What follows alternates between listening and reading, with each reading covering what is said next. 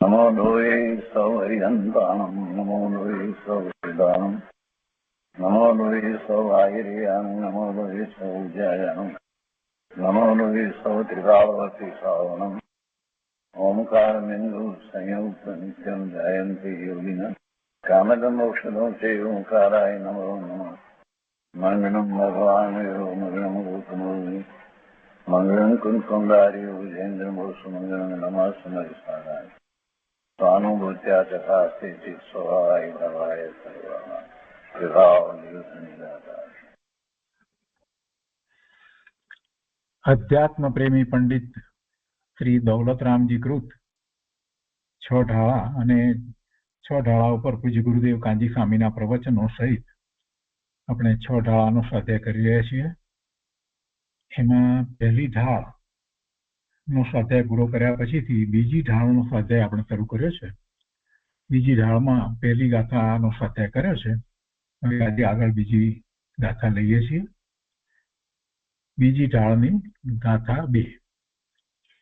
અગૃહિત મિથ્યા દર્શન અને જીવ તત્વનું લક્ષણ. ગાથામાં એ છે કે જીવાદિ પ્રયોજનભૂત તત્વ सर्वधई तीन माही विपर्यत्व चेतन को है उपयोग रूप बीन मूर्त चिन्ह मूर्त अनूप. गाथाना अन्यार्थમાં કહે છે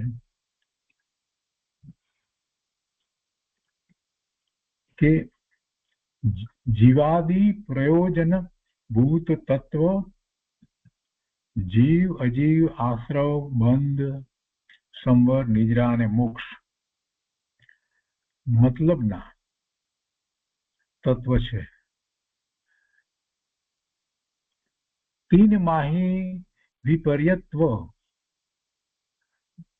તેમાં ઊંધી વિપર્યત્વ એટલે ઊંધી તેમાં ઊંધી વિપરીત સરધઈ શ્રદ્ધા કરવી તે અગૃહિત મિથ્યા દર્શન છે. चेतन को रूप उपयोग है आत्माનું સ્વરૂપ દેખવું જાણવું અથવા તો દર્શન જ્ઞાન છે અને તે બિન મૂર્ત ચીન મૂર્ત અનુપ અને તે અમૂર્તિક ચૈતન્યમય અને ઉપમા રહિત છે.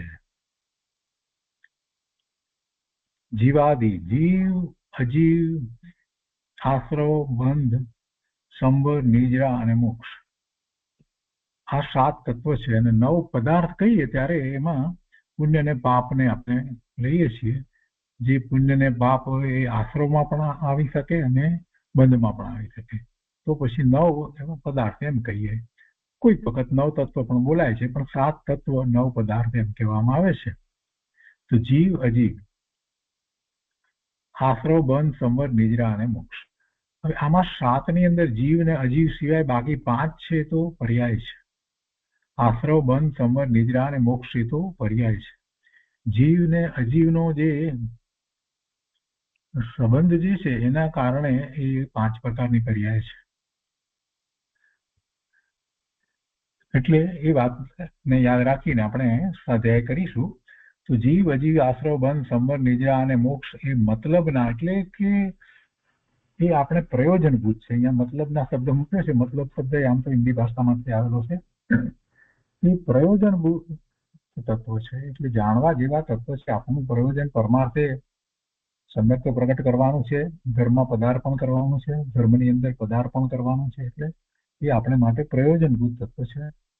અને તત્વ એટલા જ છે. કેમેસ્ટ્રીમાં જે તત્વની વાત કરે છે એલિમેન્ટ એ વાત નથી, એ કોઈ તત્વ નથી, એ બધું પૂતગળ જ છે.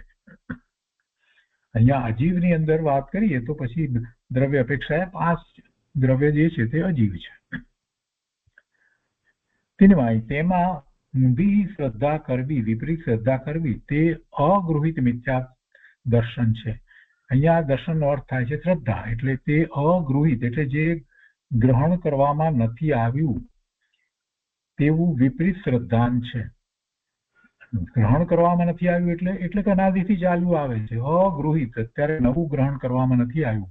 અગૃહિત મિથ્યાત્વ અગૃહિત મિથ્યા દર્શન એટલે જે અત્યારે વર્તમાનમાં નથી ગ્રહણ કરવામાં આવ્યું અને અનાદિથી જે ચાલ્યું આવે છે એવું એ મિથ્યા શ્રદ્ધા છે. ને એમાં કહે છે કે આત્માનું સ્વરૂપ દેખવું જાણવું અથવા દર્શન જ્ઞાન છે. આત્માનું સ્વરૂપ જ્ઞાન સ્વભાવ છે આત્માનો, એટલે આત્માનું સ્વરૂપ દેખવું જાણવું અથવા ચેતનાનો અર્થ થાય છે દર્શન ચેતના અને જ્ઞાન ચેતના. અને અહીંયા દર્શન એટલે પ્રતિભાસ, અવલોકન, અને જાણવું એટલે વિશેષતાથી અને જાણવું જ્ઞાન એટલે દર્શન જ્ઞાન છે. એ આત્માનો સ્વભાવ છે. એમણે શબ્દ મૂક્યો છે ઉપયોગ, કેમ કે દર્શન અને જ્ઞાન એ ઉપયોગ સ્વરૂપ છે. જે તરફ ઉપયોગ છે તેનું દર્શન જ્ઞાન હોય છે. અને પછી કહે છે કે એ કેવો છે આત્મા, એને માટે કે એમ કહ્યું કે સ્વરૂપ, આત્માનું સ્વરૂપ દેખવું જાણવું અથવા દર્શન જ્ઞાન છે. અને તે અમૂર્તિક, ચૈતન્યમય અને ઉપમા રહિત છે. અનુપમ, ઉપમા રહિત છે. અમૂર્તિક, મૂર્તિકપણું ભગવાન આત્માને નથી. ચેતના છે, જ્ઞાન દર્શનની ચેતના છે, અને એ ઉપમા રહિત છે, જેને કોઈની ઉપમા આપી ન શકાય એવું આત્માનું સ્વરૂપ છે. અને એની ઉપર પછી આખો વિસ્તાર તો ઘણો થયો છે, પણ અહીંયા જે ભાવાર્થ લીધો છે એ પણ મહત્વનો છે કે યથાર્થપણે શુદ્ધ આત્મદ્રષ્ટિ દ્વારા જ, યથાર્થપણે શુદ્ધ આત્મદ્રષ્ટિ દ્વારા જીવ, અજીવ, આશ્રવ, બંધ, સંવર, નિદ્રા અને મોક્ષ એક 7 તત્વની શ્રદ્ધા કરવાથી સમ્યક દર્શન થાય છે. 7 તત્વની શ્રદ્ધા કરવાથી સમ્યક દર્શન થાય છે. કેવી શ્રદ્ધા? યથાર્થ શ્રદ્ધા. બધા જ કહે છે કે અમને તો યથાર્થ શ્રદ્ધા જ છે, તો પછી કેવી રીતે નિર્ણય થશે કે કોની શ્રદ્ધા યથાર્થ છે અને કોની નથી? સ્ટાન્ડર્ડ કંઈક હોય એની સાથે મેળવણી થાય ને. તો અહીંયા તો સ્ટાન્ડર્ડ તો ભગવાનની વાણી છે. જીનવાણીમાં જેમ વસ્તુ સ્વરૂપ પ્રકાશ્યું છે એ રીતે શ્રદ્ધા છે, તો એ સાચી શ્રદ્ધા, એ સમ્યક શ્રદ્ધા છે. બાકી કોઈની મતિ કલ્પના એ ગમે તે બીજા પ્રકારે શ્રદ્ધા કરે તો એ શ્રદ્ધા સાચી નથી, એ સમ્યક શ્રદ્ધા નથી. શું કહે છે કે યથાર્થપણે શુદ્ધ આત્મદ્રષ્ટિ દ્વારા, એટલા માટે સાચી શ્રદ્ધા કેવી રીતે થાય એની વાત પણ લઈ લીધી કે શુદ્ધ આત્મદ્રષ્ટિ, શુદ્ધ આત્મા છે એની દ્રષ્ટિ કરતા એ શુદ્ધ આત્મદ્રષ્ટિ દ્વારા જીવ, અજીવ, આશ્રવ, બંધ, સંવર, નિદ્રા અને મોક્ષ એક 7 તત્વની શ્રદ્ધા કરવાથી સમ્યક દર્શન થાય છે. એટલા માટે આ 7 તત્વો જાણવા જરૂરના છે. એ ખૂબ જ પ્રયોજનભૂત છે.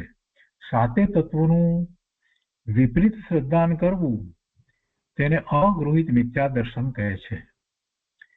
જીવ જ્ઞાન દર્શન ઉપયોગ સ્વરૂપ અર્થાત જ્ઞાતા દ્રષ્ટા છે. જીવ જ્ઞાતા દ્રષ્ટા છે, જ્ઞાન દર્શન ઉપયોગ સ્વરૂપ છે. એનો સ્વભાવ જ્ઞાન દર્શનનો છે. અમૂર્તિક છે. જીવ અમૂર્તિક છે. જીવ સિવાય બીજા 4 દ્રવ્યો પણ અમૂર્તિક છે. પૂતગળ સિવાયના 5 દ્રવ્યો અને અમૂર્તિક પણ છે. પણ ચેતના તો એક જીવમાં જ છે. જ્ઞાન દર્શનની ચેતના તો આત્મામાં છે, બીજે ક્યાંય નથી, બીજા દ્રવ્યમાં નથી. જીવ જ્ઞાન દર્શન ઉપયોગ સ્વરૂપ અર્થાત જ્ઞાતા દ્રષ્ટા છે, વળી અમૂર્તિક છે અને ચૈતન્યમય અને ઉપમા રહિત છે. ચૈતન્યમય અને ઉપમા રહિત છે. એનો જ્ઞાન સ્વભાવ, દર્શન સ્વભાવ, અને આત્માને કોઈ ઉપમા આપી શકાય નહીં, એ ઉપમા રહિત છે.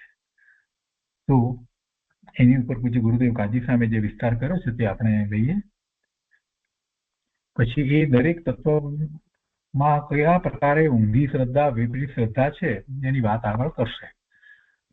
તો બીજી ડાળની બીજી ગાથા ઉપર પૂજ્ય ગુરુદેવ કાજી સ્વામી પ્રવચનમાં કહે છે કે હું કોણ છું અને મારું સાચું સ્વરૂપ શું છે એની સાચી ઓળખાણ જીવે કદી કરી નથી. કૃપાળુ દેવે પણ એની જ વાત કરી, હું કોણ છું, ક્યાંથી થયો, શું સાચું ખરું સ્વરૂપ છે મારું, એની વાત કૃપાળુ દેવે પણ કરી.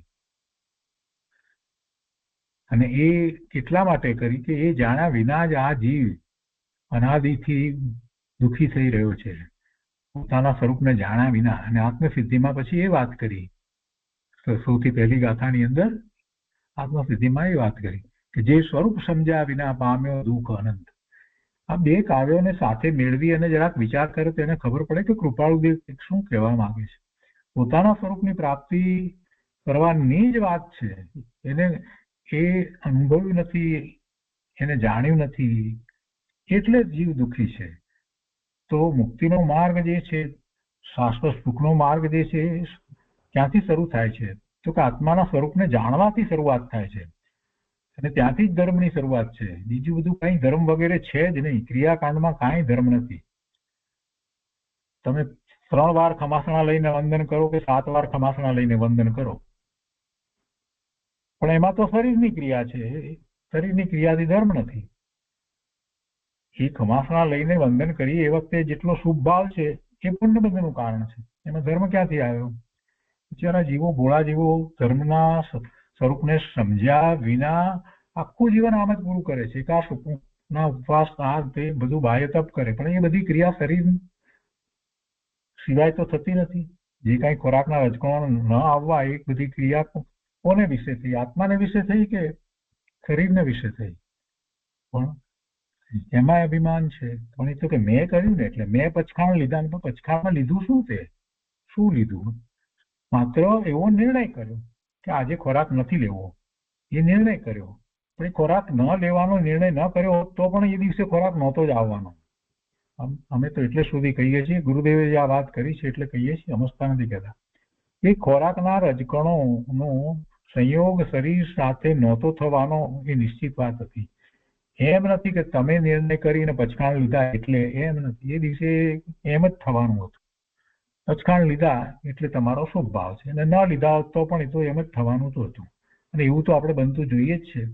કેટલી વાર એવું બને છે, તમે ધાર્યું કે આટલા વાગે આમાં લંચ લઈશું, લંચ લેવાનો સમય જ ન મળ્યો હોય, કાંઈક ને કાંઈક એવા બનાવો બન્યા હોય સવારથી નીકળ્યા પછીથી સાંજ સુધી સમય જ એવો ન મળે, એવી ઇમરજન્સી વગેરે આવી પડી હોય એમાં.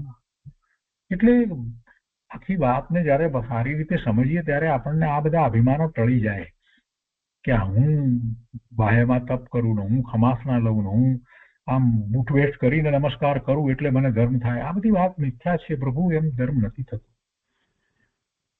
શરીરની ક્રિયાથી ધર્મ કેવી રીતે થાય? શરીરની ક્રિયાથી ધર્મ થાય એમ જો માનવામાં આવે તો શરીરની ક્રિયાથી અધર્મ પણ થાય. તો પછી ભાવનો કોઈ પ્રશ્ન જ નથી રહેતો. એ બધી વાતને પણ સાથે સાથે સમજવી પડે ને. જે જેવા ભાવ કરે એ પ્રમાણે એને પુણ્ય પાપના બંધ પડે એમ તો કહીએ છીએ. તો પછી શરીરની ક્રિયા સાથે શું સંબંધ છે? બહુ વાતને સમજવાની જરૂર છે. બહુ બેઝિક વાત છે, પણ છતાંય જીવે સાંભળી છે પણ એને સ્વીકારી નથી. એટલે આ વાત અત્યારે યાદ આવે છે, કહું છું. એક વ્યક્તિ બીજી વ્યક્તિને ચપ્પુ મારે છે, ચપ્પુ ઘોસે છે, પણ પેલો બચી જાય છે. ચપ્પુ જરાક જ અડે છે, પણ પેલાના ભાવ મારવાના છે તો એને તો પાપનો બંધ પડે, નરકનો બંધ પણ પડે. બીજો સર્જન ડોક્ટર જે છે એ પેટ આખું એને ચીરી નાખે છે. ચપ્પુથી જ ચીરે છે ને, નાઇફથી જ ચીરે છે. જરા જુદા પ્રકારની નાઇફ, પણ છેવટે તો એ જ છે ને. આખું ચીરે છે, બધું કેટલું બધું ગળામાં કર્યા કરે છે, બધું કરે છે, ને પેલો માણસ મરી જાય છે તો એને પુણ્યનો બંધ પડે છે. ચપ્પુથી ચીરી નાખે છે, માણસ મરી જાય છે તો એ પુણ્યનો બંધ પડે છે. કેમ? એનો ભાવ બચાવવાના હતા, એને મારવાના ભાવ ન હતા એટલે એને પુણ્યનો બંધ પડ્યો. પેલાને પાપનો બંધ પડ્યો, કેમ કે એને મારવાના ભાવ હતા. પેલો મર્યો નહીં તો એ પાપનો બંધ પડ્યો, નરકનો બંધની ગતિ થાય. એટલે એના ભાવ પ્રમાણે થાય. પણ એ પુણ્ય ને પાપ સિવાય બીજા ભાવનો તો જીવ ત્યારે વિચાર જ નથી કરતો. આટલી વાતને તો ડાયો થઈને સમજે છે, પણ મોટા ભાગના જીવો એ સિવાય શુભ ભાવથી આગળ બીજો ધર્મ છે એવું સમજતા જ નથી. તમે 100 જૈનને ભેગા કરીને પૂછો તો એમાંથી લગભગ 95 ને તો ખબર જ નથી કે શુદ્ધ ભાવ શું છે અને શુદ્ધ ભાવ કેવી રીતે પ્રગટ થાય. એની એ વાતનો ખ્યાલ જ નથી. શુભ ભાવને ધર્મ માની અને આગળ ચાલી રહ્યા છે. ક્રિયા વગેરેમાં ધર્મ માને છે. પચખાણ લીધા એટલે બસ થઈ ગયું બરાબર એમ. ભાઈ એ બધી વાત બહુ બહુ બહુ એમ કહીએ કે બહુ બેઝિક વાત છે. એ બધી શરૂઆતમાં બાળકોને સમજાવવા જેવી વાત છે. ખરેખર તો બાળકોને પણ શુભ ભાવ, અશુભ ભાવ અને શુદ્ધ ભાવ એ ત્રણેય ભાવ સમજાવવા જોઈએ. તો શુદ્ધ ભાવ જે છે એના દ્વારા ધર્મ છે, અને શુદ્ધ ભાવ કેવી રીતે થાય? સ્વરૂપના લક્ષ્ય થાય છે, એમાં કોઈ વિકલ્પ પણ હોતા નથી. આ બેઝિક વાત છે. ત્યાંથી જ ધર્મને સમજવાની શરૂઆત થાય છે. પછી એ સમજ્યા પછીથી ધર્મ તો આગળ વધતા એવા પરિણામ કરે છે ત્યારે થાય છે. તો એ બધા માટે આ 7 તત્વો, 6 દ્રવ્યો, આ 9 પદાર્થ, આ બધી વાતને એને સારી રીતે સમજવી જોઈએ.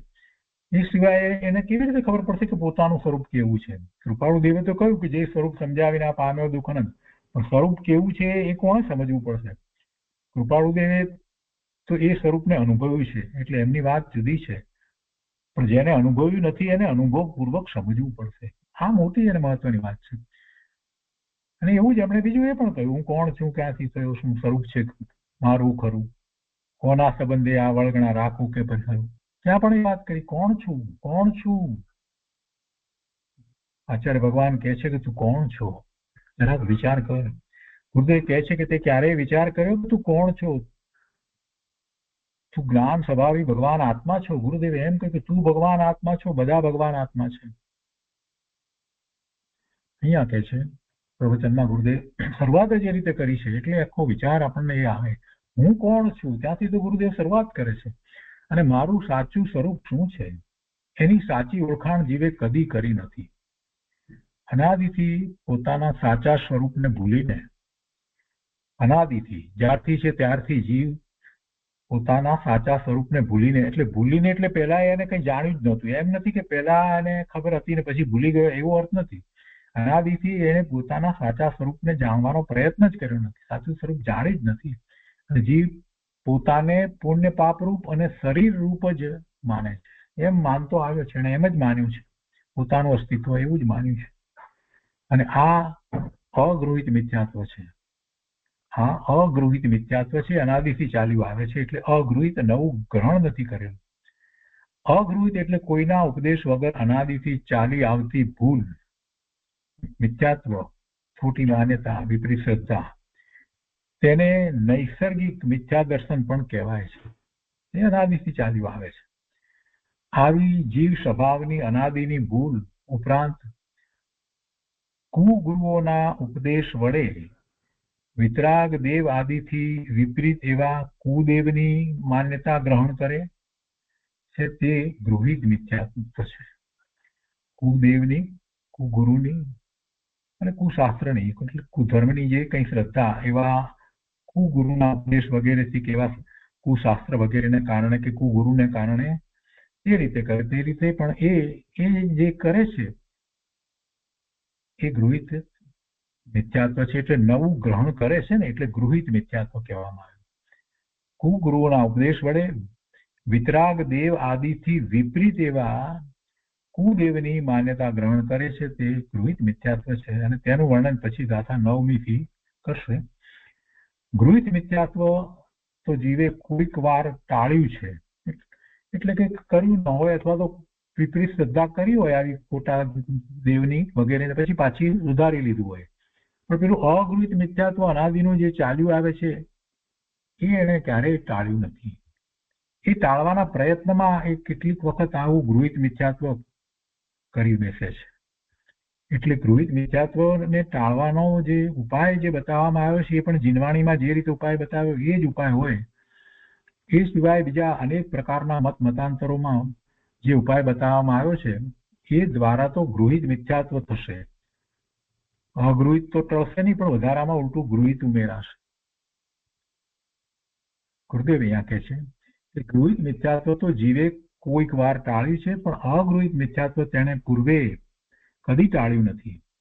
ત્યાગી થયો અને શુભ ભાવ કરીને સ્વર્ગે ગયો ત્યારે પણ તે શુભ રાગમાં ધર્મ માનીને તેના જ અનુભવમાં અટકી ગયો, શુભ ભાવમાં અટકી ગયો.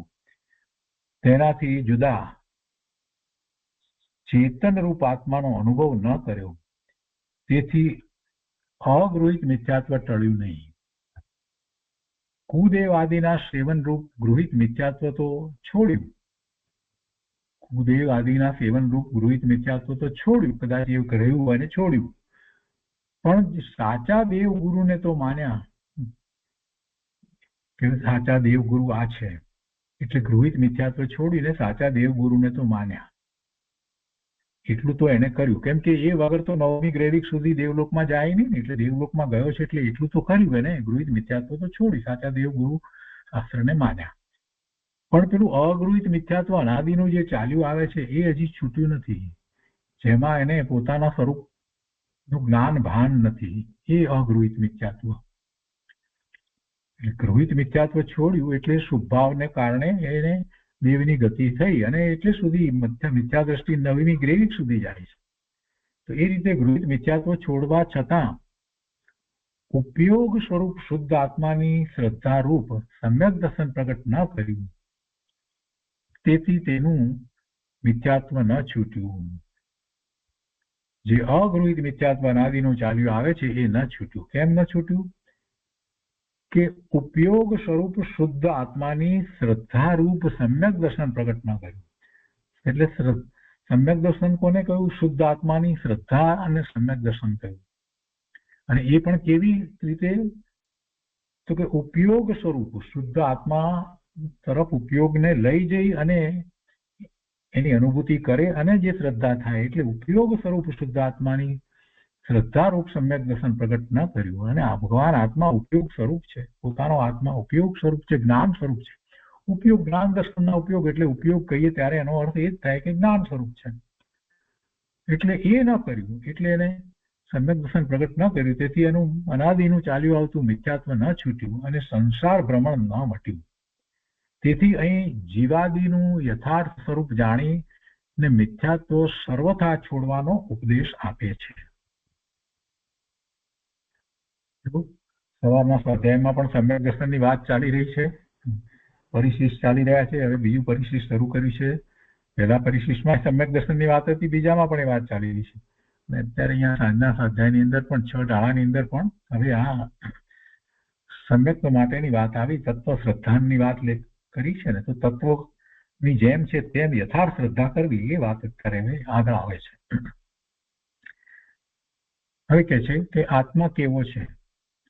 સર્વજ્ઞ ભગવાને આત્મા જ્ઞાન આનંદ રૂપ જોયો છે, જાણ્યો છે, અનુભવ્યો છે અને એવો જ એમની વાણીમાં કહેવાયો છે.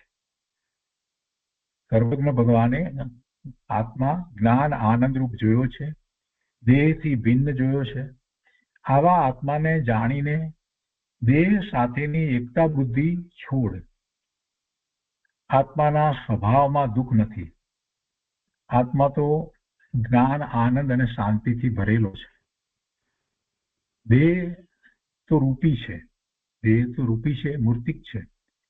એ તો પૂતગળ પરમાણુનો સ્કંદ છે.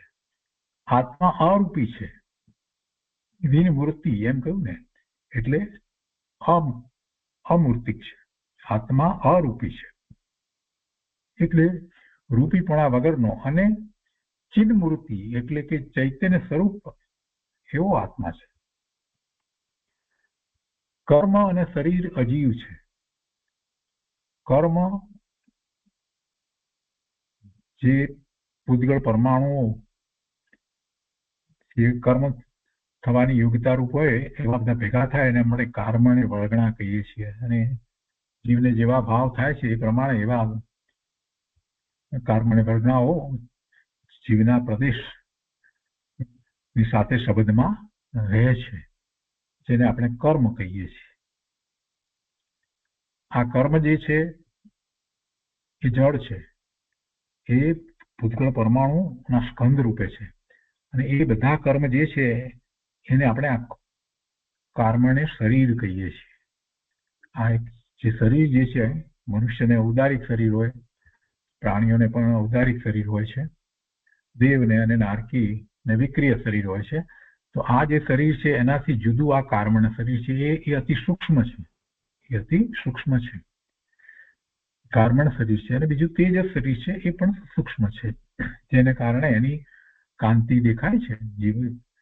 તો એ તેજસ શરીર છે. તો એ ત્રણેય શરીર જે છે એ આત્માથી જુદા છે. તેજસ શરીર પણ આત્માથી જુદું.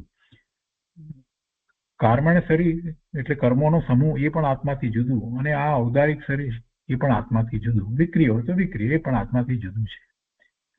એ સિવાય પણ એક શરીર કહી છે આહારક શરીર, એ તો મુનિઓ એ પોતાની લબ્ધિપૂર્વક એવું શરીર પોતે કરી અને નાનું એક હાથનું શરીર એવું કરી અને એ પૂતળું જે છે તે દ્વારા એ ભગવાનના સમોસરમાં જઈ અને સમાધાનો પ્રાપ્ત કરે છે. એટલે એને આહારક શરીર કહેવામાં આવે છે. એ આહારક શરીર છે, એનો અર્થ આહાર એવો નથી થતો. તો આ કર્મ અને શરીર એ અજીવ છે. પુણ્ય પાપ તે આશ્રવ છે. કેમ કે અહીંયા તત્વની વાત ચાલે છે ને, જીવ જે છે એ ચેતન કયું પેલું તત્વમાં, પછી આ અજીવ જે કહ્યું એની અંદર આ કર્મ અને શરીરની બેની વાત લીધી. પણ આપણે જાણીએ છીએ કે અજીવ તો બીજા પણ છે, ધર્માસ્તિકાય, અધર્માસ્તિકાય, આકાશકાળ એ પણ અજીવ છે, અને પૂતગળ પણ અજીવ છે. પૂતગળના સંપર્કમાં જીવ રહ્યો છે, અને પૂતગળની અનેક પ્રકારના સ્કંધોની જે નવી નવી રચનાઓ જે છે એમાં જીવ મૂંઝાઈ જાય છે, મૂર્છિત થઈ જાય છે, એમાં એને કારણે રાગ દ્વેષના પરિણામ કરે છે. એટલે સૌથી વધારે જો એને કાંઈ પણ સંબંધ હોય તો પૂતગળ સાથેનો સંબંધ છે, એ અજીવ છે. 5 અજીવ છે, એમાંથી સૌથી વધારે સંબંધ જે એની સાથે રહ્યો છે એ પૂતગળનો છે. પુણ્ય અને પાપ શું છે એના પછી એ આશ્રવ છે. તેને પોતાના માનવા કે તેવા સ્વરૂપે જીવ માનવો, પુણ્ય સ્વરૂપે કે પાપ સ્વરૂપે, એ તો ભગવાનના ઉપદેશથી વિપરીત માન્યતા છે. આ કર્મ, શરીર, પુણ્ય, પાપ એમાંનું કાંઈ એ આત્માનું સ્વરૂપ નથી, એ આત્માના નથી. તેને આત્મા માનવા, પોતાના માનવા કે તેવા સ્વરૂપે જીવ માનવો, એ તો ભગવાનના ઉપદેશથી વિપરીત માન્યતા છે. એટલે આત્માને પુણ્ય છે ને પાપ છે એમ માનવું એ ભગવાનના ઉપદેશથી વિપરીત માન્યતા છે. આત્માને પાપ નથી, પુણ્ય નથી, કાંઈ નથી. એને શરીર પણ નથી ને કર્મ પણ નથી. આત્મા તો શુદ્ધ, પૂર્ણ, પવિત્ર છે. એની સાથે રહ્યા છે આ બધા. અને આ જે ક્ષણિક ભાવો એના જે થયા, પુણ્ય અને પાપ જે છે એ આશ્રવ છે, એ ક્ષણિક ભાવો છે, એ આત્માના નથી. આત્માને અનુસરીને થતા ભાવ નથી, એમાં પરનું લક્ષ છે. એટલે એને આત્માના માનવા ત્યાં જ મોટી વિપરીતતા છે. એ ભગવાનના ઉપદેશથી વિપરીત માન્યતા છે. અહીંયા તો સ્પષ્ટ કહી દીધું. પુણ્ય પાપને, પુણ્યને માટે જીવો સ્વીકારવા તૈયાર નથી. પુણ્ય મારું પુણ્ય ન કહેવાય, મારું પુણ્ય નહીં, મારો શુભભાવ નહીં, મારું નહીં, મારું નહીં. પણ શુભભાવને એને કારણે જે પુણ્યના બંધ પડે એ આત્માના નથી, શુદ્ધ આત્માને નથી હોતું. જ્યારે જ્યારે પ્રશ્ન થાય ને ન સમજાય તો એને માટે એક માસ્ટર કી છે કે સિદ્ધ ભગવાનને હોય કે ન હોય. જો સિદ્ધ ભગવાનને નથી તો આત્માને નથી. પુણ્ય પાપ સિદ્ધ ભગવાનને નથી તો આત્માને નથી. આ શરીર, કોઈ પણ પ્રકારના શરીર, ઔદારિક કોઈ પણ શરીર સિદ્ધ ભગવાનને નથી તો આત્માને નથી. બસ આત્મા સિદ્ધ સમાન છે. એટલે જ્યારે જ્યારે કાંઈ પણ પ્રશ્ન થાય તો એમાં આ જ માસ્ટર કી લગાડવાની કે સિદ્ધ ભગવાનને હોય ન હોય. હોય તો એ આત્માને છે. સિદ્ધ ભગવાનનો સર્વજ્ઞ સ્વભાવ છે તો આ આત્માનો પણ સર્વજ્ઞ સ્વભાવ છે. પ્રગટ નથી એ વાત બરાબર છે અત્યારે, પણ સ્વભાવ તો સર્વજ્ઞ જ છે. એટલે સિદ્ધ ભગવાનની સાથે વાતને મેળવવા બેસીએ તો સત્ય સમજાય. ભગવાનના ઉપદેશમાં જે આવ્યું છે એ બધું સત્ય સમજવા માટે ક્યારેક પ્રયત્ન કરતા હોય અને પ્રશ્ન થાય ત્યારે આ એક સમજવાની રીત છે. સિદ્ધ ભગવાનને શું હોય તો એ જ આત્માને હોય એટલે મને હોય. અહીંયા તો શુદ્ધ આત્માની વાત છે. જીવ તત્વ એટલે શુદ્ધ જીવ તત્વ એની વાત છે. શુદ્ધ તત્વમાં પુણ્ય અને પાપ નથી. શુદ્ધ જીવ તત્વ એમાં શરીર નથી, કર્મ નથી. સૌથી પહેલી અને મહત્વની વાત છે. એટલે તેને પોતાના માનવા કે તેવા સ્વરૂપે જીવ માનવો એ તો ભગવાનના ઉપદેશથી વિપરીત માન્યતા છે. એટલે કે મિથ્યા શ્રદ્ધા છે, ખોટી માન્યતા છે, અને એ જ મિથ્યાત્વ છે. અનંત સર્વજ્ઞ કેવળી ભગવંતો થયા. વર્તમાનમાં સિમંદર સ્વામી વગેરે તીર્થંકર ભગવાન, 20 તીર્થંકર ભગવાન મહાવિદ્ય ક્ષેત્રમાં મનુષ્યલોકમાં સર્વજ્ઞપણે અત્યારે બિરાજી રહ્યા છે. અને ત્યાં લાખો કેવળી ભગવંતો પણ બિરાજે છે. 20 તીર્થંકર ભગવાન છે અને દરેક તીર્થંકર ભગવાનના સમોસરમાં અને અન્ય બીજા ક્ષેત્રે પણ કેટલા કેવળી ભગવાન બિરાજે છે. એ બધા પણ અર્યંત પરમાત્મા છે. એ બધા ભગવંતોએ ઉપયોગ રૂપ આત્મા જોયો છે, જાણ્યો છે, અનુભવ્યો છે, અને એમાં એ સ્થિર છે. એ બધા ભગવંતોએ ઉપયોગ રૂપ આત્મા જોયો છે. જળ રૂપ કે રાગ રૂપ આત્મા એમને જોયો નથી. કોઈના અનુભવમાં આત્મા જળ રૂપ કે રાગ રૂપ આવ્યો નથી. ઉપયોગ રૂપ આત્મા ભગવાને જોયો છે. તેવો જ ઉપદેશ્યો છે. ઉપદેશ છે જીનવાણીમાં એ જ ઉપદેશ આવ્યો છે. દિવ્યધ્વનિમાં એવો જ ઉપદેશ આવ્યો છે. આવા આત્માને દેહથી ભિન્ન જાણીને વિપરીત માન્યતા છોડો. આ લખે છે કે જીવ અજીવ આશ્રવ બંધ સંવર નિજરા ને મોક્ષ આ 7 તત્વો પ્રયોજનભૂત છે. એટલે કે તેમનું જ્ઞાન કરવું તે પ્રયોજનભૂત છે. એમનું જ્ઞાન કરવું એ પ્રયોજનભૂત છે. તત્વો પ્રયોજનભૂત એટલે એનું જ્ઞાન કરવું એ પ્રયોજનભૂત છે. કઈ અજીવ કે આશ્રવ બંધ પ્રયોજનભૂત નથી, પણ તેને છોડવા માટે તેનું જ્ઞાન કરવું, તેની ઓળખાણ કરવી, તે ઓળખાણ કરવી, એનું જ્ઞાન કરવું તે પ્રયોજનભૂત છે. એને ઓળખ્યા વગર કેવી રીતે એને છોડશે? એટલે જાણવાની અપેક્ષાએ એનું જાણપણું છે તે પ્રયોજનભૂત છે. ઘરમાં કોઈ દુશ્મન પ્રવેશી ગયો હોય, તેને ઓળખે નહીં અને મિત્ર તરીકે માને તો એ તેને ક્યાંથી છોડશે?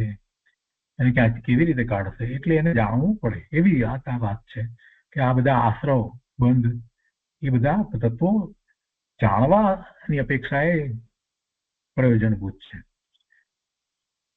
તેમ રાગ આદિ આશ્રવો કે જે શત્રુ જેવા છે, આશ્રવ અને બંધ જીવ સમય સમય જે કર્યા કરે છે ને, એને જાણશે નહીં તો કેવી રીતે છૂટશે? એટલે એને જાણવાના છે. રાગ આદિ આશ્રવો કે જે શત્રુ જેવા છે તેને જે મિત્ર માને, તેનાથી ધર્મ માને, તે તેને ક્યાંથી છોડશે? શુભ ભાવ જે છે તે આશ્રવ છે, શુભ ભાવ આશ્રવ છે, અને એને ધર્મ માનશે તેને છોડવાનો નથી. શત્રુને મિત્ર માને છે, આશ્રવ છે. આશ્રવને કારણે બંધ પડે છે. અને બંધ પડે છે, કર્મનો બંધ પડે છે. તો એ કર્મનો બંધ પડે છે તો એનો ઉદય પણ આવશે અને એવા સંયોગો પણ થશે અને એ સંયોગો સાથે જોડાઈ અને ફરી પાછો એ વિભાવ ભાવે પરિણમશે. માટે બધા તત્વોનું જેમ છે તેમ બરાબર જાણી જ્ઞાન કરી અને સાચી શ્રદ્ધા એને પહેલા કરવી જોઈએ. અને એવી સાચી શ્રદ્ધા થાય તો પછી ભૂલ મટે. ભૂલ મટે એટલે દુઃખ મટે. દુઃખથી છૂટીને સુખી થવું હોય તેણે આ જીવાદિ 7 તત્વોનું સ્વરૂપ ઓળખવું. શુદ્ધ દ્રષ્ટિથી તેમાં શુદ્ધ જીવ જ ઉપાદેય છે. શુદ્ધ દ્રષ્ટિથી તેમાં શુદ્ધ જીવ જ ઉપાદેય છે. અજીવ તો ભિન્ન છે, જુદો છે. આશ્રવ અને બંધ એ દુઃખના કારણો છે. સંવર નિજરા તે સુખના કારણો છે અને મોક્ષ પૂર્ણ સુખરૂપ છે. હવે આગળ કહે છે કે જીવની વાત કરતા કહે છે કે જીવ કેવો છે? ચેતન છે. જીવ કેવો છે? ચેતન છે. ચેતન એટલે કે જીવનું રૂપ તો ઉપયોગ છે. એનું સ્વરૂપ તો કેવું છે? ચેતના જે છે ને, તો જ્ઞાન દર્શનની ચેતના તો ઉપયોગ સ્વરૂપ છે. જીવ ચેતન રૂપ સુખથી ભરેલો છે.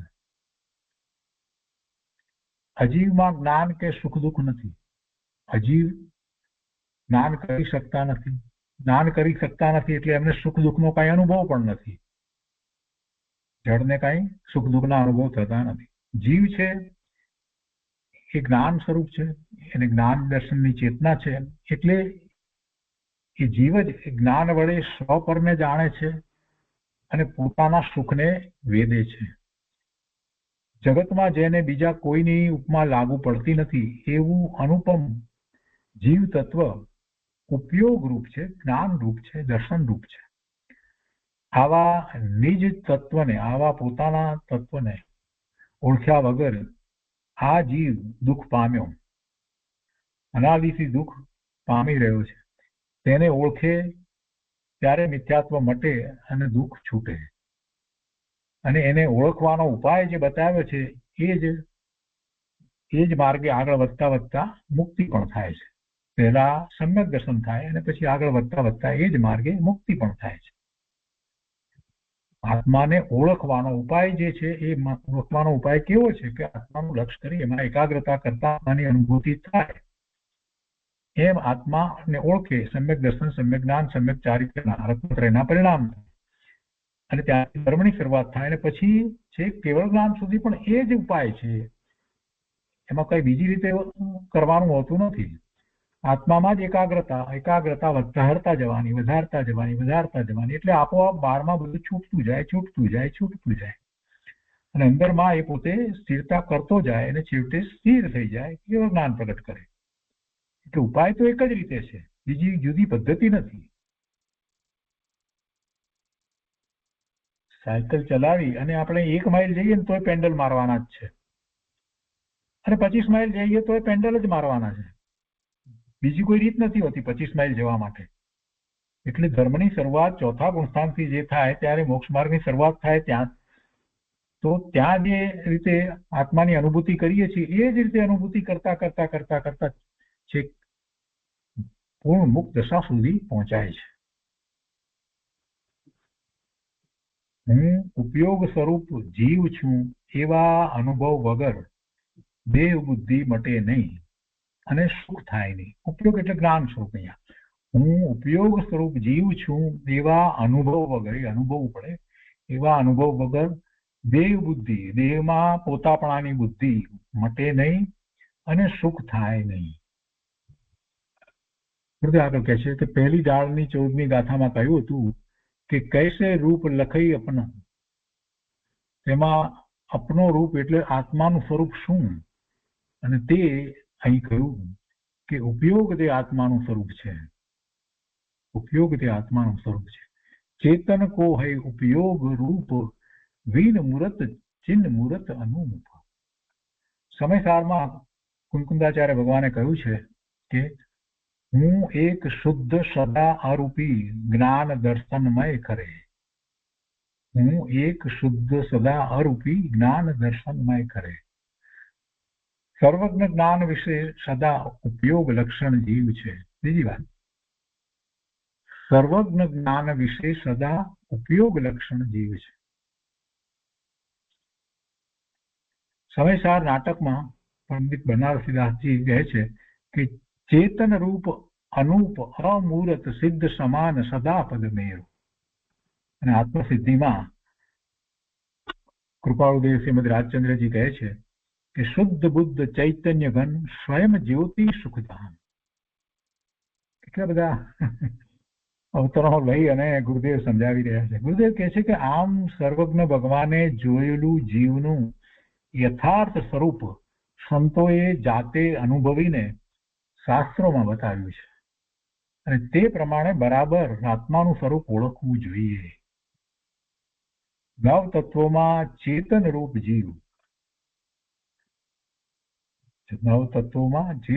જીવ, ચેતના વગરના પૂતગળ વગેરે 5 દ્રવ્યો અજીવ. મિથ્યાત્વ અને રાગ દ્વેષના ભાવો જેના વડે કર્મો આવે અને બંધાય એ આશ્રવ તથા બંધ.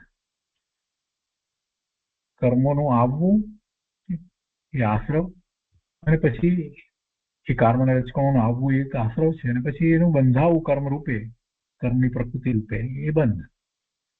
એટલે જીવના જેવા ભાવ છે એ ખરેખર તો એનું એ ભાવ કર્મ છે. એ જ વખતે એને ભાવ આશ્રવ થાય છે, અને એ ભાવ આશ્રવના નિમિત્તે સામે એવા રચકણો આવે છે તો એ દ્રવ્ય આશ્રવ છે, અને બંધાય છે તો એ જે ભાવ થયો એ જ નહીં ગયો, એટલે ભાવ બંધ થયો, અને પછી એની સામે નિમિત્ત તરીકે એના નિમિત્તે દ્રવ્ય બંધ થાય છે.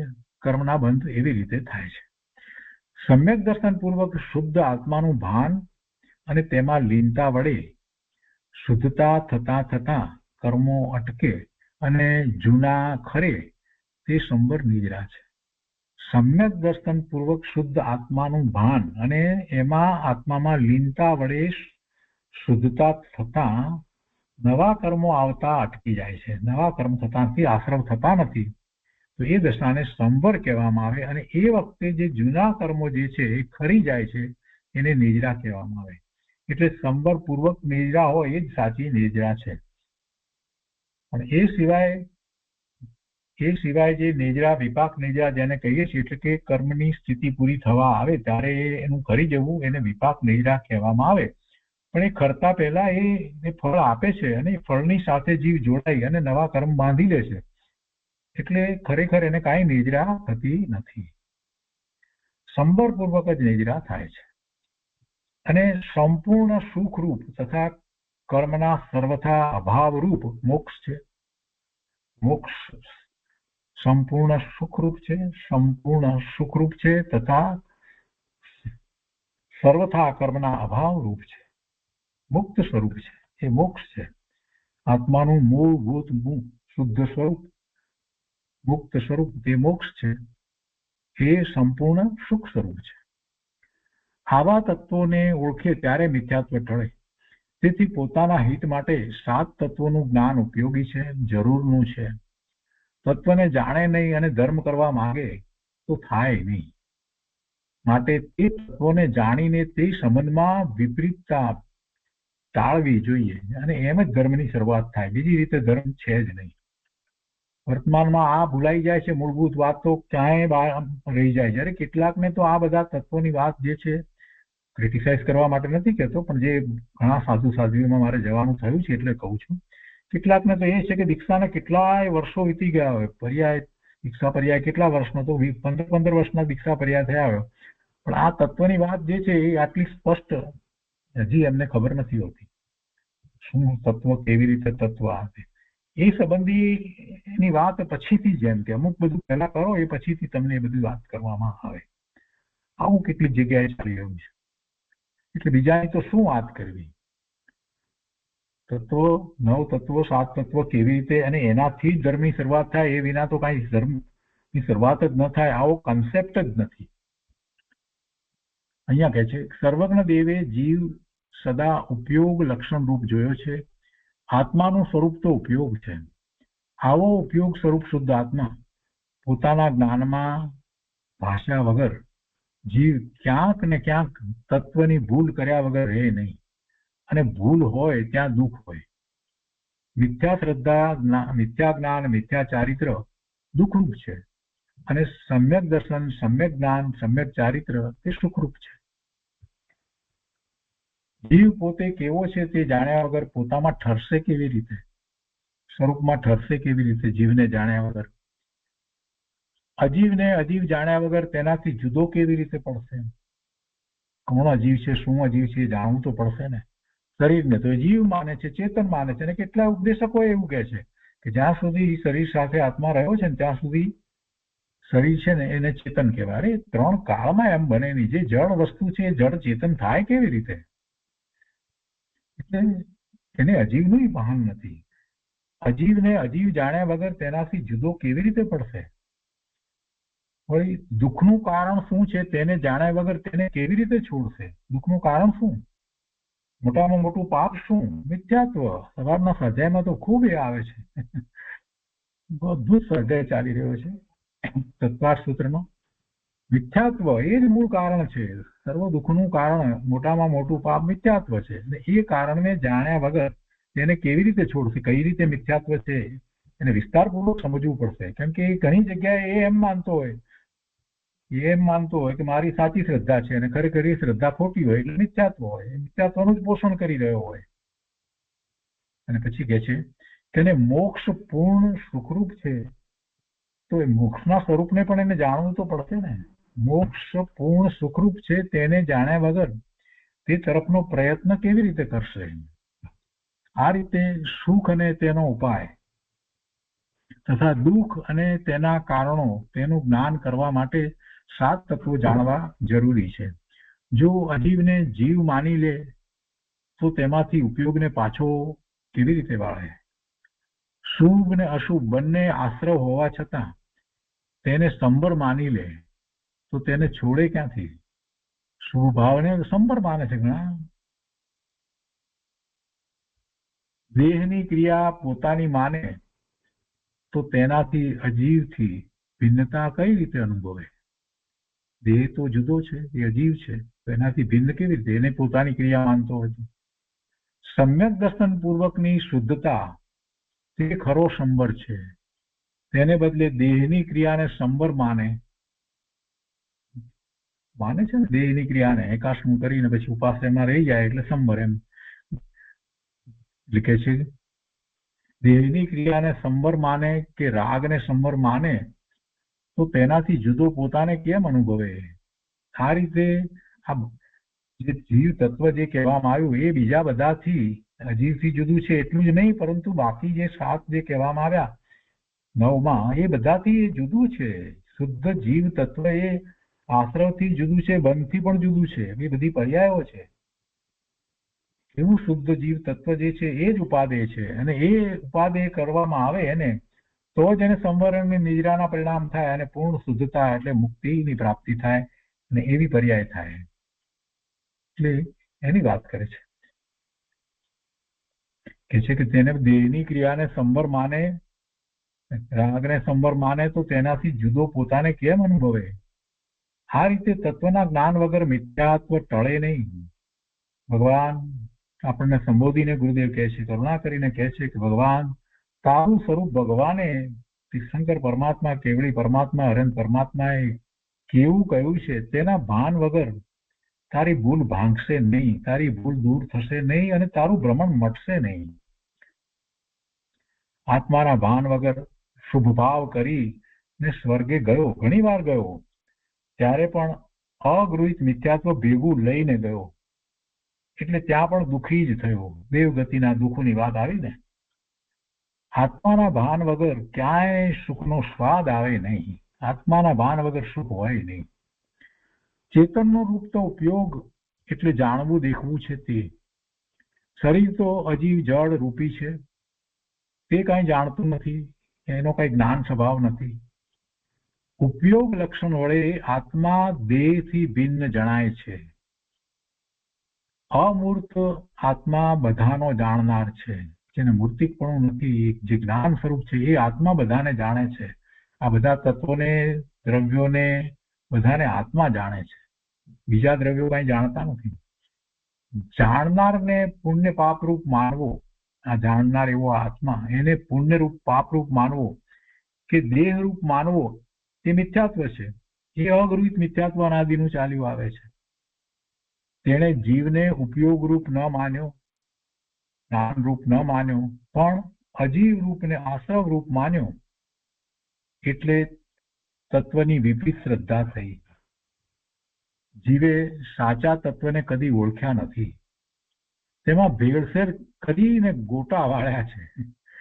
જાણનાર તત્વ જળની પણ ક્રિયા કરે એમ કેમ બને? પાછું એવું પણ માને છે પોતે જાણનાર છે અને એ પરના કામ કરે, પરની ક્રિયા કરે, એ કેવી રીતે બને? એ તો માત્ર એને જાણે, કાંઈ કરે નહીં, પરના કાર્યો ક્યાંથી કરે? ઉપયોગની ક્રિયા જળરૂપ કેમ હોય? ઉપયોગની ક્રિયા જળરૂપ હોય નહીં, ન જ હોય.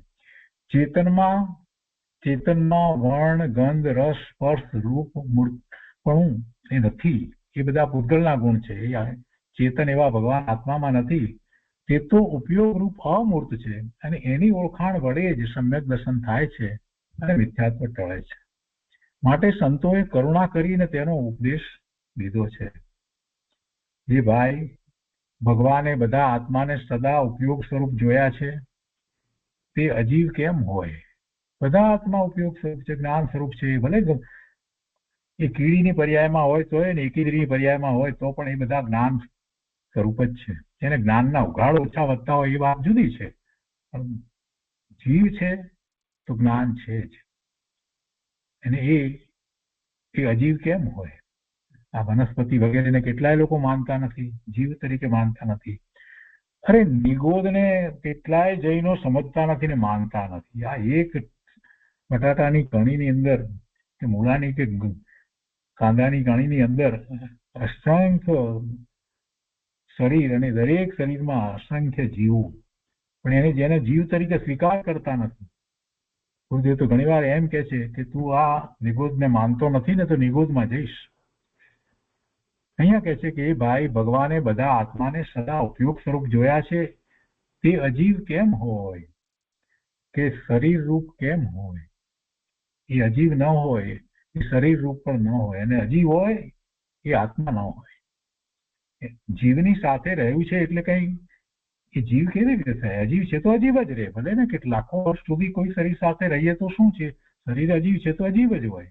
એ અજીવ આત્મા ન હોય, આત્મા શરીર રૂપ ન હોય, એટલે એ વાત કરી છે કે ઉપયોગ સ્વરૂપ તો આત્મા છે, તો પછી એ અજીવ જે છે એ કઈ ઉપયોગ સ્વરૂપ થતું નથી. એ શરીર રૂપ કેવી રીતે થાય? આત્મા શરીર રૂપ હોય જ નહીં. આત્મા ઉપયોગ રૂપ છોડીને જળ રૂપ કદી થયો નથી, થતો નથી, થશે નહીં. આ પ્રમાણે સર્વજ્ઞ ભગવાને જોયેલો ઉપયોગ રૂપ કહો કે જ્ઞાન રૂપ કહો, ઉપયોગ રૂપ જીવને જાણે તો બધા ખુલાસા થઈ જાય અને તત્વોની વિપરીતતા મટી જાય. ઉપયોગ રૂપ આત્મા અજીવ નથી, એટલે અજીવની ક્રિયા તે કરતો નથી. અજીવમાં પહોંચતો નથી, અજીવમાં વ્યાપતો નથી. અજીવ સાથે રહ્યો છે પણ અજીવનું કાંઈ કરતો નથી. પ્રશ્ન કર્યો કે અજીવમાં તો શક્તિ ન હોય એટલે આત્મા તેને હલાવે ચલાવે ત્યારે તે હાલે ચાલે ને? આ એ મોટી ભૂલ છે. કોણે કહ્યું કે અજીવમાં શક્તિ નથી? ઉદ્ગળ પરમાણુમાં પણ શક્તિ કેટલી બધી છે, એનામાં ક્રિયાવતી શક્તિ છે અને એનું પરિણમન પણ થાય છે. ક્રિયાવતી શક્તિને કારણે એના હલનચલનો થાય છે. ઉત્તર કહે છે કે એમ નથી, અજીવમાં પણ તેની અનંત શક્તિઓ છે અને તેની ક્રિયાઓ તે સ્વયં પોતાની શક્તિથી કરે છે. એક એક જળ રજકણમાં તેના અનંતા જળ ગુણો છે ને તેની શક્તિથી તેનામાં રૂપાંતર, હલનચલન વગેરે થાય છે. માટે જીવ અને અજીવની ભિન્નતા જાણવી, તે બંનેને ભિન્ન ઓળખતા તત્વની ભૂલ ટળે છે ને યથાર્થ શ્રદ્ધા થાય છે. આગળ કહે છે, જગતમાં ભિન્ન ભિન્ન અનંતા જીવ છે. જીવ કરતા અનંત ગુણા પૂતગળો છે. અસંખ્ય કાળાણુ છે. એક ધર્માસ્તિકાય, એક અધર્માસ્તિકાય અને એક આકાશ છે. પછી આકાશના બે ભાગ આપણે ગણીએ છીએ, લોકાકાશ અને અલોકાકાશ, પણ એક છે. એ પ્રત્યેક એક એક છે. તો આ 6 પ્રકારના દ્રવ્યોમાં જીવ સિવાયના 5 દ્રવ્યો અજીવ છે અને પૂતગળ સિવાયના 5 અમૂર્ત છે, મૂર્તિક પણ નથી. જગતમાં આ 6 પ્રકારના દ્રવ્યો સર્વજ્ઞ દેવે સ્વતંત્ર જોયા છે. એમનું અસ્તિત્વ સ્વતંત્ર રહ્યું છે, એમનું પરિણમન પણ સ્વતંત્ર છે.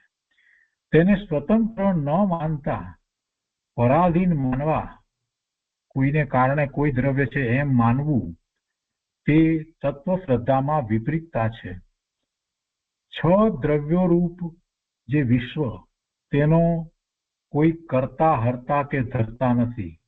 ધરતા એટલે ધારણ કરનાર પણ નથી, કરતા કરનાર પણ નથી, કોઈ એને હણનાર પણ નથી, કોઈએ આ વિશ્વ બનાવ્યું પણ નથી. એ શક્ય નથી. એવું હતું જ નહીં. અનાદિનું વિશ્વ છે, કોઈ રીતે એની ઉત્પત્તિ થઈ છે એવી વાત જ નથી.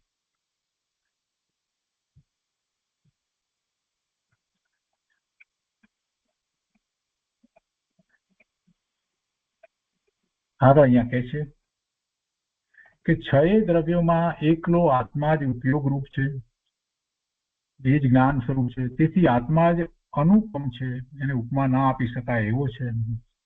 જે સર્વજ્ઞ સ્વભાવી મહાન પદાર્થ છે તેને કોની ઉપમા દેવી? કોઈની ઉપમા આપી શકાતી નથી આત્માને.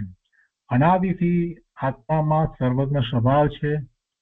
અનાદિથી આત્માનો સ્વભાવ સર્વજ્ઞ સ્વભાવ જ છે. પ્રગટતા નથી પણ સ્વભાવ તો સર્વજ્ઞ જ છે. અનાદિથી આત્મામાં સર્વજ્ઞ સ્વભાવ છે, જે બીજા કોઈમાં નથી, શેમાંય નથી, શરીરમાં નથી, રાગમાં નથી. અને એવો ઉપયોગ તે જીવનું લક્ષણ છે. અલૌકિક વસ્તુ આત્મા છે. તેના સ્વભાવને બીજા કોઈ બાહ્ય પદાર્થની ઉપમા આપી શકાતી નથી, એટલે અનુપમ છે. પોતાના અનુભવ વડે આત્માને જાણી શકાય છે, અનુભવી શકાય છે. એમાંથી આવતા આનંદનો અનુભવ થાય છે. આવા આત્માને સ્વાનુભવથી જાણે ત્યારે જ સમ્યક દર્શન થાય, ત્યારે જ સાચી શ્રદ્ધા થાય. સમ્યક દર્શન વગર સમ્યક જ્ઞાન કે સમ્યક ચારિત્ર હોતા નથી. એ ત્રણેય સાથે જ થાય છે. સમ્યક દર્શન વગરની શુભ ક્રિયાઓ તે એકડા વગરના મીંડાની માફક ધર્મમાં કિંમત વગરની છે. સમ્યક દર્શન વગરની શુભ ક્રિયાઓ તે એકડા વગરના મીંડાની કોઈ કિંમત નથી. એવી રીતે ધર્મની અંદર પરમાર્થે એની કોઈ કિંમત નથી. એ બધી ક્રિયાઓથી કોઈ લાભ નથી. જેમ આંખ વગરનો માણસ શોભે નહીં, તેમ જીવની આંખ તો ઉપયોગ સ્વરૂપ જ્ઞાન દર્શન છે. પુણ્ય પાપ તે કાંઈ જીવની આંખ નથી. આ બહારની આંખ તો જડ છે, પણ ઉપયોગ સ્વરૂપ જ્ઞાન સ્વરૂપ નિજ આત્માને જાણવા દેખવા રૂપ સમ્યક દર્શન અને સમ્યક જ્ઞાન ચક્ષુ જેને ખુલ્યા નથી, તેની શુભ ક્રિયાઓ પણ ધર્મમાં શોભતી નથી. અર્થાત તે ધર્મનું કારણ થતી નથી, પણ સંસારનું જ કારણ થાય છે. પોતે પોતાને ન દેખે ન જાણે એને ધર્મ કેવો? પોતે પોતાને દેખતો નથી, જાણતો નથી, તો પછી ધર્મ કેવો? સમ્યક સ્વરૂપી ધર્મની આંખ જ તેને ઉઘડી નથી, તો પછી એને ધર્મ ક્યાંથી થશે? તે આગળ કહે છે કે શુદ્ધ આત્મદ્રષ્ટિપૂર્વક 7 તત્વોને જાણવા જોઈએ. અજીવને જાણતા એમ જાણવું કે તેમાં હું નથી, અજીવ રૂપે હું નથી, અજીવમાં હું નથી, અજીવ મારામાં નથી, મારાથી તે ભિન્ન છે. એ જ રીતે રાગને જાણતા તેનાથી ચૈતન્યની ભિન્નતા જાણવી, શુભ ભાવ કે અશુભ ભાવથી ચૈતન્ય જુદું છે એમ જાણવું. ને આમ જાણે ત્યારે તત્વોને જાણ્યા કહેવાય. પણ શરીરને કે રાગને આત્માનું સ્વરૂપ માને તો તેણે તત્વોને જાણ્યા નથી. જીવ અને અજીવ એ બે મૂળ તત્વો છે, અને બાકીના તત્વો તે તેની અશુદ્ધ કે શુદ્ધ પર્યાયો છે. અને આ 7 તત્વોને ઓળખે તો તેમાં અજીવથી પોતાની ભિન્નતા જાણીને પોતાને ઉપયોગ સ્વરૂપ જાણે, એટલે અજીવ સાથે એકતા બુદ્ધિ છૂટી જાય. અને એમ એકતા બુદ્ધિ છોડીને શુદ્ધ જીવ સ્વભાવનો આશ્રય કરતા મિથ્યાત્વ આદિ આશ્રવ બંધ બધું ટળે છે. મિથ્યાત્વ ટળે ને પછી આશ્રવ ને બંધ પણ ટળે છે, અને સમ્યક્ત્વ આદિ રૂપ સંબર નિદ્રા મોક્ષ દશા પ્રગટે છે. માટે 7 તત્વોને યથાર્થ જાણવા ખાસ જરૂરના છે. કહે છે અરે અત્યારે તો લોકોમાં 7 તત્વોનું જ્ઞાન ભૂલાઈ ગયું છે. અનાદિથી જીવે 7 તત્વોને સરખા જાણ્યા નથી. આ તો વિતરાગ વાણીમાં મૂળ મુદ્દાની વાત છે. 7 તત્વોમાં હું ઉપયોગ સ્વરૂપ જીવ છું એમ ઓળખવું, જેથી મિથ્યાત્વ ટળે અને સમ્યક્ત્વ થાય. હું કોણ છું અને મારું ખરું શું છે તેનો જીવે સાચો વિચાર પણ કદી કર્યો નથી. તેથી મિથ્યાત્વ સહિત એ 4 ગતિના ઘોર દુઃખોથી પીડાઈ રહ્યો છે. અને જેને એવા 4 ગતિના ઘોર દુઃખથી જેને છૂટવું હોય એને અંદર વિચાર કરી અને ઉપયોગ સ્વરૂપ આત્મા હું છું એમ ઓળખવું જોઈએ, એવી અનુભૂતિ કરવી જોઈએ. અને શાસ્ત્રકારોએ કરુણા કરી અને તે સ્વરૂપ સમજાવ્યું છે, અને એવા સ્વરૂપની પ્રાપ્તિનો ઉપાય પણ બતાવ્યો છે. તો એ રીતે આ બીજી ગાથાનો વિસ્તાર અહીંયા પૂરો થાય છે. આજનો સ્વાધ્યાય આપણે અહીંયા સુધી રાખીએ છીએ.